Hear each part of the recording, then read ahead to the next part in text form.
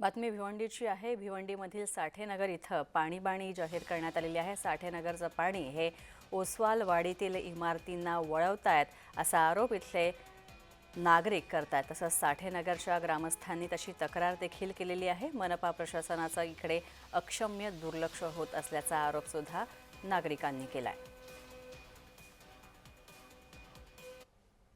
आम्हाला 15 दिवसाला पाणी येतंय आणि जे निवडून येतं ते आम्हाला मतदान मायन तयच म्हणत येतंय बाबा पळत आणि पुन्हा वास उठला तर नगरसेवक बी कोण आमदार खासदार बी बघा आमच्याकडे ढुकून साधा पाण्यात आळ्या निघाल्या 15 दिवसाला आळ्या पडलेल्या गोदडं नादडं पेलेले पाणी आम्ही प्यायला आम्हाला पाण्याची सोय नाही आम्हाला बाथरूमची सोय नाही आम्हाला आणि हाता पायापुढे डक डकायचं ताये माये भोये आमदार खासदार दान दान दान येतात पळत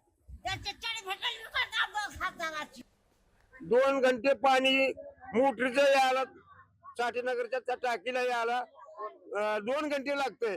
मग पुन्हा ती जागोजाग कनेक्शन घेतलेली जागा ती पुन्हा बुजवीत नाही ते त्याला लाईट डिग्री सुद्धा लावत नाही ते कुठली आणि त्याच्यामुळं ती दूषित पाणी त्याच्यात मिसळून या टाकीमध्ये किडे होते ते 15 दिवस झाले नाही अजून होल पाडून टाकी साफ केलेली त्यात किडे निघतात बकेट भरून किडे ठेवले होते आम्ही त्या पाण्यामुळं